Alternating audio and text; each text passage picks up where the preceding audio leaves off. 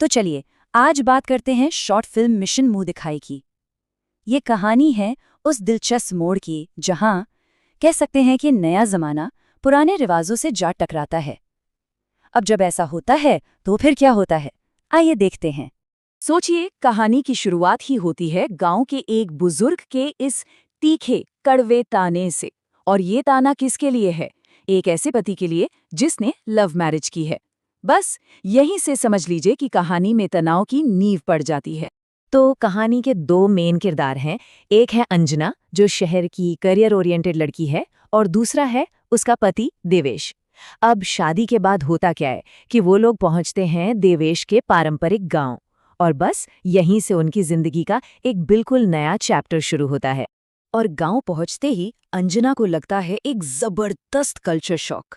मतलब उसका शहर वाला रहन सहन, उसकी नौकरी, यहाँ तक कि उसकी छोटी छोटी आदतें, गांव वालों के लिए ये सब कुछ मानो किसी दूसरी दुनिया की चीज हो, कोई अजूबा हो। और यहीं से शुरू होता है कहानी का असली टकराव। एक तरफ गांव की उम्मीदें हैं कि एक बहू को कैसा होना चाहिए, और दूसरी तरफ है अंजना की असलियत। और इन दोनों के बीच की जो खाई है वो बहुत गहरी है।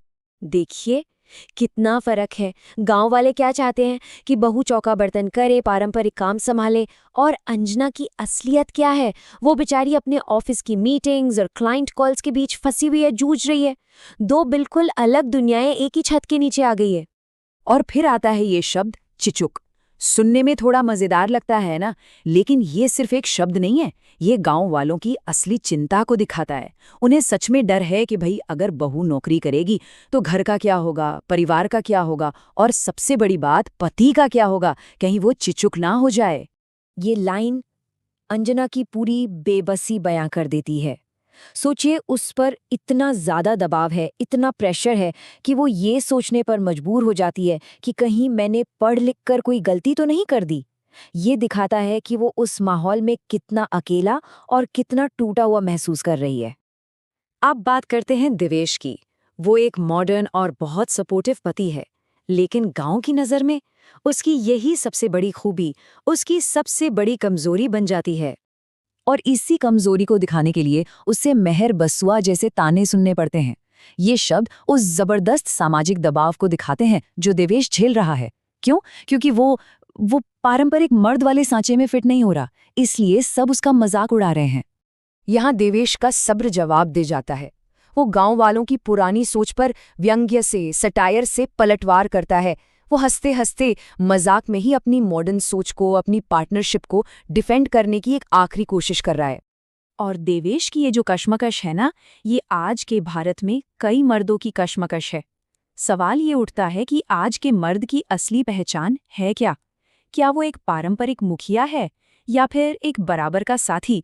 ये वाकई एक बहुत बड़ा सवाल है।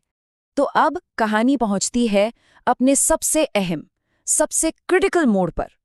एक ऑफिस की मुश्किल, जो सिर्फ अंजना के करियर का ही नहीं बल्कि पूरे गांव के नजरिए का इम्तिहान लेने वाली है। सिचुएशन समझिए, रात के 9 बजे अमेरिका के क्लाइंट्स के साथ एक बेहद जरूरी अर्जेंट वीडियो मीटिंग है। अंजना के करियर के लिए ये मीटिंग बहुत मायने रखती है। और दूसरी तरफ है गांव का इंफ्रास्ट्रक्चर, जो किसी भी पल धोखा दे सकता है। टेंशन अपने पीक पर है। और फिर एक के बाद एक मुश्किलें आनी शुरू हो जाती हैं। पहले लाइट चली गई, फिर पता चला लैपटॉप में सिर्फ 10% बैटरी है। जनरेटर वो तो है ही नहीं, वापस कर दिया गया है।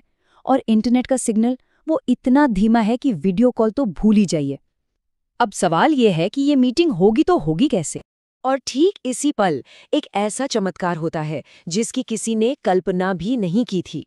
वही गांव वाले जो कल तक ताने कस रहे थे, जो अंजना को समझ नहीं पा रहे थे, आज वही सब के सब उसकी मदद के लिए एक साथ आ जाते हैं। पूरा गांव अंजना के लिए जनरेटर और इन्वर्टर की बैटरी ढूंढने में लग जाता है।